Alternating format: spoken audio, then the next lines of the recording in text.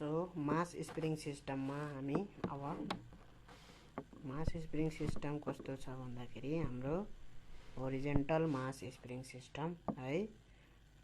यसमा चाहिँ कस्तो छ भनेदेखि यसरी चाहिँ हाम्रो स्प्रिङ छ, स्प्रिङमा एट्याच भएको छ मास, ठीक छ, मास छ यसरी।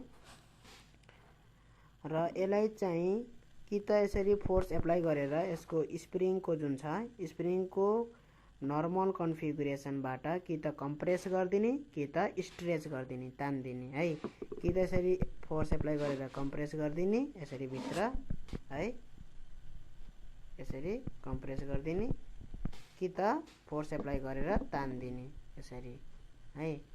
त्यो गर्दाखेरि हाम्रो के हुन्छ भनेदेखि यसरी फोर्स गरेर तान्दिने, त्यो गरेर छोड्दिएपछि है हाम्रो चाहिँ यसले चाहिँ स्प्रिङले चाहिँ के तान्छ, यो बडीलाई तान्छ। यदि यो धकालिएको छ भने यसलाई उतातिर ढकल्छ है, ओरिजिनल कन्फिगरेसन रिगेन गर्न खोज्छ नि इलास्टिक बडीहरू है, हो उतातिर धकल्छ त्यो रिस्टोरिङ फोर्सले है। र यहाँबाट चाहिँ यो केसमा चाहिँ फोर्स छोड्दियो भने यो फोर्स लागेको फोर्सले यसलाई के गर्छ, तान्छ यसरी, ठीक छ, तान्छ। र यो तान्दाखेरि चाहिँ के हुन्छ, यो एउटा फोर्सले जुन तान्छ त्यो फोर्सले तान्दाखेरि यो के हुन्छ, एक्सिलरेट हुन्छ यहाँ है। यहाँ चाहिँ के हुन्छ, एक्सिलरेट हुन्छ इफ यहाँ चाहिँ होरिजेन्टल कुनै फ्रिक्सनल फोर्स छैन भने, ठीक छ। फ्रिक्सनल फोर्स यहाँ हामी एज्युम गर्दैनौँ है, फ्रिक्सनल फोर्स यहाँ हामी एज्युम गर्दैनौँ। र अर्को कुरा हामी यसको मास चाहिँ कन्सिडर गर्दैनौँ अहिले फर्मुला डिराइभ गर्ने बेला है। फर्मुला डिराइभ गर्ने बेलामा हामी चाहिँ यो स्प्रिङको मास चाहिँ कन्सिडर गर्दैनौँ। हामी के सपोज गर्छौँ, स्प्रिङको मास चाहिँ नेग्लिजिबल छ यसको तुलनामा, यसको मासको तुलनामा, ठीक छ। हाम्रो मुभ गर्ने बडी चाहिँ मास भनेको यो मास हो है। स्प्रिङको मास चाहिँ हामी त्यतिखेर कन्सिडर गर्दैनौँ। र हाम्रो चाहिँ यो तन्काउँदा वा खुम्चाउँदाखेरि हाम्रो चाहिँ जुन छ त्यसमा चाहिँ इलास्टिक लिमिट भन्ने कुरा हुन्छ। हुक्स ल है एप्लिकेबल भए बेरसम्म है, कति बेरसम्म चाहिँ हाम्रो हुक्स ल एप्लिकेबल हुन्छ, इलास्टिसिटी च्याप्टरमा मैले त्यो पढाइसकेको छु है। हुक्स ल चाहिँ कति बेरसम्म, कति हुक्स लले के भन्छ, हाम्रो force is directly proportional to extension. मैले यहाँ कति तन्काएँ अथवा कति भित्र चाहिँ खुम्चाएँ है यो स्प्रिङलाई है, अथवा यसलाई डिस्प्लेसमेन्ट पनि भन्न सकिन्छ है। भनेपछि यहाँ फोर्स भनेको मेरो के हुन्छ, एक्सटेन्सनसित डाइरेक्टली प्रोपोर्सनल हुन्छ। यो फोर्स केसँग पनि बराबर हुन्छ, रिस्टोरिङ फोर्स।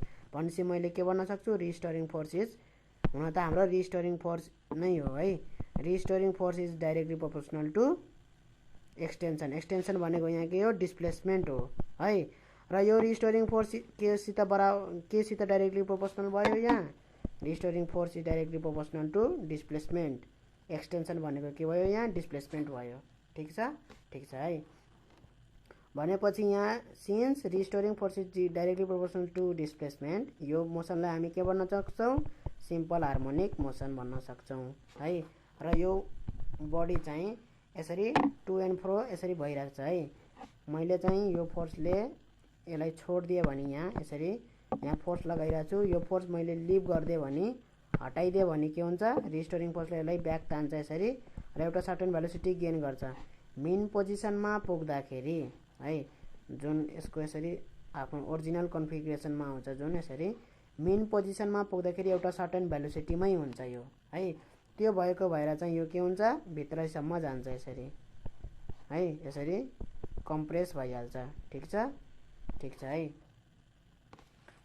स्ट्रेच भएको कुरा यसरी फोर्स छोडिदिँदाखेरि, फोर्स लिभ गरिदिँदाखेरि रिस्टोरिङ फोर्सले त्यसलाई तान्छ, एउटा सर्टेन भेलोसिटी गेन गरेर चाहिँ के हुन्छ, त्यो यसरी भित्रैसम्म जान्छ, कम्प्रेस भइदिन्छ, मेन पोजिसनमा आएर रुक्दैन है। भनेपछि यो बडी चाहिँ यसरी के गयो, यसरी एक्सट्रिम पोजिसन यसलाई भन्छौँ। फेरि टक्क यहाँ आयो, मेन पोजिसनमा आयो, त्यसपछि फेरि यसरी भित्र गयो, कम्प्रेस गरिदियो स्प्रिङलाई, स्प्रिङलाई कम्प्रेस गरिदियो। अब यो फेरि कम्प्रेस भएको स्प्रिङले के गर्छ, यसलाई धकल्छ यतातिर है, त्यो फेरि के हुन्छ, रिस्टोरिङ फोर्स है। फेरि त्यहाँ के भयो रिस्टोरिङ फोर्स भयो, त्यसलाई धकल्छ, फेरि यो के गर्छ यहाँ आउँछ। मेन पोजिसनमा पुग्दाखेरि के भयो, फेरि एउटा सर्टेन भेलोसिटी हुन्छ, त्यो भेलोसिटीको कारण त्यो फेरि के गर्छ यहाँसम्म पुग्छ, एक्सट्रिम पोजिसनसम्म पुग्छ। ठिक छ है।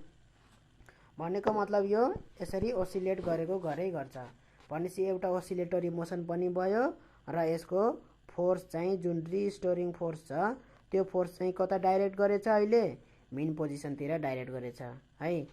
यहाँ हेर त फोर्सले कतातिर डाइरेक्ट गरेछ, यहाँ खुम्चिँदाखेरि कतातिर ढकल्न खोजिरहेछ, यतातिर मेन पोजिसनतिर है। र यहाँ पुग्दाखेरि चाहिँ त्यो बडी चाहिँ यताको इन्डमा यताको एक्सटेन्सन के भन्छ त्यसलाई मेन पोजिसन एक्सट्रिम पोजिसन है। यताको एक्सट्रिम पोजिसन पुग्दाखेरि फोर्स कता लाग्छ, फेरि यतैतिर लाग्छ भनेपछि यता कम्प्रेस्ड हुँदाखेरि पनि फोर्स मेन पोजिसनतिर छ है, र स्ट्रेच्ड हुँदाखेरि पनि तन्किँदाखेरि पनि फोर्स कतातिर मेन पोजिसनतिर छ है। र यो मेन पोजिसनतिर लाग्ने फोर्स चाहिँ के भइरहेछ, पोजिसन अनुसार चेन्ज भइरहेछ। ठिक छ, यहाँ ठिक पोजिसन अनुसार कसरी चेन्ज भइरह, सपोज यो एक्सट्रिम पोजिसनमा थियो है, एक्सट्रिम पोजिसनमा के हुन्छ हाइली मतलब एकदमै मजाले तन्केको हुन्छ। ठिक छ, मजाले तन्केको हुन्छ, त्यतिखेर जति तन्केको हुन्छ त्यति नै बडी फोर्स लाग्छ भनेर हामी इलास्टिक मोसनमा इलास्टिसिटीमा पढिसकेका छौँ है। भनेपछि यो अलिकति यहाँ आयो, सपोज यो पोजिसनमा आयो है, यो पोजिसनमा आउँदाखेरि के भयो, अलिकति कम तन्कियो है, डिस्प्लेसमेन्ट के भयो, घट्यो। एक्सटेन्सन भनेको यहाँ डिस्प्लेसमेन्ट है, मैले एक्सटेन्सन भनेको डिस्प्लेसमेन्ट भनिरहेको छु है। यहाँ कुरा बुझौँ है, यसलाई अलि राम्रोसित देखाउनु पर्दाखेरि मैले ग्राफ बनाएर यसरी यो चाहिँ हाम्रो स्ट्रेच पोजिसन है, स्ट्रेच पोजिसन हो। यो चाहिँ हाम्रो नर्मल पोजिसन मेन पोजिसन, र यो चाहिँ हाम्रो के छ खुम्चेको पोजिसन। ठिक छ, यसरी खुम्चेको पोजिसन। ठिक छ, जसरी यसको चाहिँ यसरी घट्दै जान्छ। यहाँ सपोज यो पोजिसनमा पुग्यो है, यो पोजिसनमा पुग्दाखेरि के भयो हाम्रो, यो अलिकति एक्सटेन्सन के भयो, घट्यो है। सपोज यो मेन पोजिसन हो हाम्रो, यसरी यहाँबाट चाहिँ हाम्रो यो मेन पोजिसन रेड पेनले गरौँ है, यसरी मेन पोजिसनबाट चाहिँ यहाँबाट चाहिँ यो डिस्टेन्स है, यहाँसम्म लिएछु है, बिचबाट यो सेन्टरबाट लिए पनि यो सेन्टरसम्म लिए पनि हुन्थ्यो, यसरी डिस्टेन्स है, सेन्टर पोइन्ट डिस्टेन्स जसरी लिए पनि भयो। ठिक छ, यो डिस्टेन्स भनेको हाम्रो म्याक्सिमम भयो, म्याक्सिमम डिस्प्लेसमेन्ट है, सबसे स्ट्रेच्ड भएको पोजिसन। जसरी यो वाइ घट्छ नि, यो बडी यतातिर आउँदाखेरि यसरी वाइ घट्छ नि, जसरी हाम्रो फोर्स पनि के गर्छ, घट्दै जान्छ। ठिक छ, र यहाँ मेन पोजिसनमा पुगिसकेपछि हाम्रो फोर्स चाहिँ 0 भइहाल्छ घटेर। ठिक छ, अब चाहिँ मेरो चाहिँ यो बडी चाहिँ के गर्यो, यता भित्रतिर गयो ड्यू टु भेलोसिटी है, भेलोसिटीको कारणले यो भित्रैसम्म गयो। जाँदाखेरि अब फोर्सको डिरेक्सन के हुँदै जान्छ त, यतातिर फोर्सको डिरेक्सन चेन्ज हुँदै जान्छ। र यो चाहिँ जति भित्र जान्छ, सपोज यो अहिले त्यति भित्र गएको छैन, अहिले चाहिँ सपोज यहाँ छ, अहिले बडी यहाँ छ है, पहिलाको भन्दा अलिकति भित्र छ भनेपछि यहाँ चाहिँ हाम्रो फोर्स धकल्ने फोर्स यतै हुन्छ है, भेलोसिटीलाई के गरिरहेको हुन्छ, अपोज गरिरहेको हुन्छ है। भेलोसिटी अझै 0 भएको छैन, यो धकल्ने फोर्स यतै धकलिरहेछ, केले, यो स्प्रिङ जुन कम्प्रेस भएको कारण यो बडीलाई, यो मासलाई के भइरह यतातिर धकलिरहेछ। ठिक छ, त्यो फोर्सले के गर्छ त, यसको भेलोसिटीलाई घटाउने काम गर्छ, अझै घटाउँदै जाने हो, अझै 0 भएको छैन है। ठिक छ, र यो फोर्स यतिखेर के लाग्छ, यो फोर्स अलि सानो हुन्छ को भन्दा, यो भन्दा है। यहाँ हाइली कम्प्रेस्ड भयो, एकदमै थिच्यो, एकदमै बडी थिच्दाखेरि एकदमै बडी फोर्स लाग्छ। ठिक छ, यहाँ चाहिँ अलि कम थिचेको थियो है, हिँड्दै गर्दाखेरि अलि कम थिचेको थियो, अलि कम फोर्स लाग्छ। ठिक छ, भनेपछि हाम्रो फोर्स केमा डिपेन्ड भइरहेछ त, यहाँ force is directly proportional to displacement है, डिस्प्लेसमेन्ट है। यहाँ डिस्प्लेसमेन्ट भनेको एक्सटेन्सन अथवा कम्प्रेसन त्यो कुरा हो है। यहाँ डिस्प्लेसमेन्ट भनेको। ठिक छ, भनेपछि यहाँ हाम्रो सिम्पल हार्मोनिक मोसन, यसलाई हामी कन्सिडर गर्न सक्छौँ कि सक्दैनौँ? सक्छौँ है।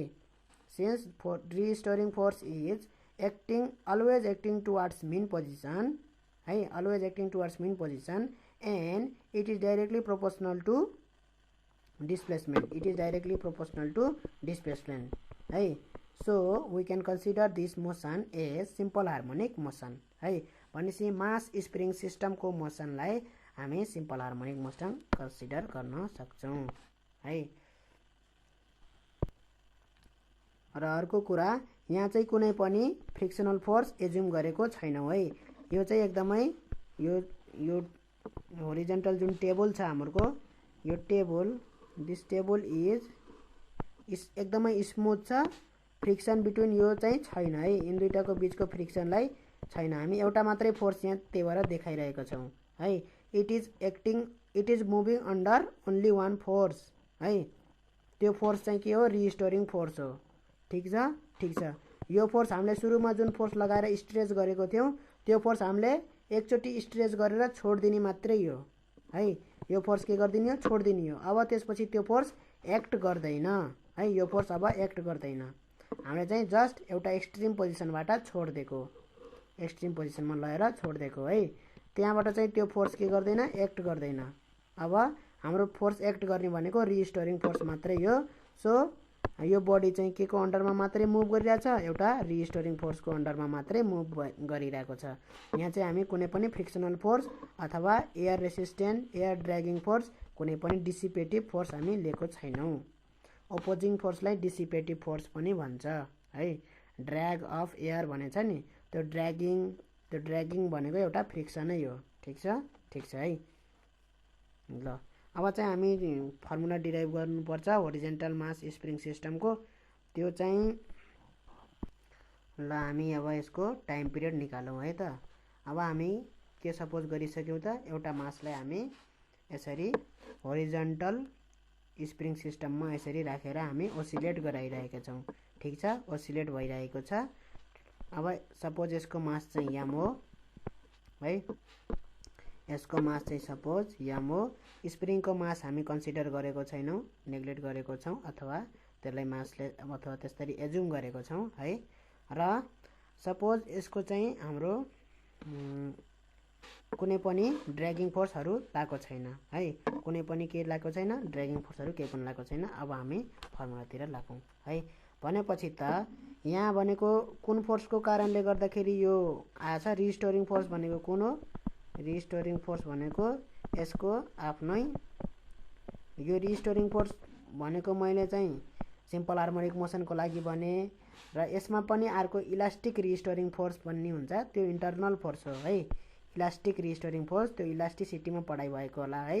रिस्टोरिङ फोर्स त्यतिखेर पनि त्यो टर्म युज हुन्छ, रिस्टोरिङ फोर्स भन्ने टर्म त्यतिखेर पनि युज हुन्छ है। भनेपछि त्यो इन्टरनल फोर्स हो त्यतिखेर। अहिले चाहिँ यहाँ हामी रिस्टोरिङ फोर्स भनेको त्यतिखेरको इलास्टिसिटीमा जुन युज गरेको, अहिले जुन युज गरेको सेम हो है। Restoring force is directly proportional to displacement है, एक्सटेन्सनसित डाइरेक्टली प्रोपोर्सनल छ है। भनेपछि हामी फोर्स इज इक्वल टु के लेख्न सक्छौँ? माइनस केएक्स है। र यो फोर्सले के गर्छ त? मासलाई एक्सिलरेट गर्ने काम गर्छ है, एक्सिलरेट गर्ने काम गर्छ मासलाई। ठिक छ, यहाँ एक्सिलरेसन भनेको के हो? Change in velocity of the, त्यो पार्टिकल मुभ गरिरहेछ जुन टु एन्ड फ्रो यसरी मुभ गरिरहेछ जुन, त्यसको भेलोसिटी कसरी चेन्ज भइरह भन्ने कुरा यो एक्सिलरेसन हो। ठिक छ। अब जसरी यो फोर्स चेन्ज हुन्छ डिस्टेन्स अनुसार, त्यसरी त्यसको एक्सिलरेसन पनि चेन्ज हुन्छ है। त्यही अनुसार त्यसको भेलोसिटी पनि चेन्ज भइरहेको हुन्छ। ठिक छ, ठिक छ है। भनेपछि mass into acceleration is equal to minus k x भयो कि भएन? र यो एक्सिलरेसन इज इक्वल टु जुन छ, acceleration is equal to minus k x by m आयो कि आएन? यहाँ आयो है। र हाम्रो यो एक्सिलरेसन जुन छ, त्यो एक्सिलरेसन के को एक्सिलरेसन हो? के को एक्सिलरेसन हो? सिम्पल हार्मोनिक मोसनको एक्सिलरेसन हो। ठिक छ, सिम्पल हार्मोनिक मोसनमा एक्सिलरेसन इज इक्वल टु के हुन्छ? माइनस ओमेगा स्क्वायर वाई हुन्छ है, सिम्पल हार्मोनिक मोसन। जहिलेसुकै सिम्पल हार्मोनिक मोसन आउने बित्तिकै त्यो हामी सबसे सुरुमा equation of simple harmonic motion जुन डिराइभ गरेको थियौँ त्यो सम्झिने है। स्याडोवाला स्याडो अनि यता चाहिँ सर्कल भनेर है, त्यसले चाहिँ ट्याक्क दिन्छ। त्यो सबैमा लागु हुन्छ है, यसमा लागु हुने अर्कोमा लागु नहुने होइन। सिम्पल हार्मोनिक्स भन्ने बित्तिकै के आउँछ? ओसिलेटरी मोसन आउँछ। ओसिलेटरी मोसन आउने बित्तिकै हाम्रो के लाउन सकिन्छ? यो फर्मुला लाउन सकिन्छ है। ओसिलेटरी मोसन हुनु पर्यो र त्यसमा चाहिँ force is directly proportional to y हुनु पर्यो है। त्यो आउने बित्तिकै acceleration minus omega square y हामी लेख्न सक्छौँ। ठिक छ, भनेपछि एक्सिलरेसनको ठाउँमा मैले के लेखिदिएँ? Minus omega square. यहाँ वाइ भनेको के हो? डिस्प्लेसमेन्ट हो है। त्यो डिस्प्लेसमेन्ट भनेको एक्स हो। ठिक छ, ठिक छ है। माइनस ओमेगा स्क्वायर के भयो? एक्स भयो। कुरा बुझिन्छ? यहाँ बुझिन्छ है। वाइ भनेको डिस्प्लेसमेन्ट हो है, displacement from the mean position.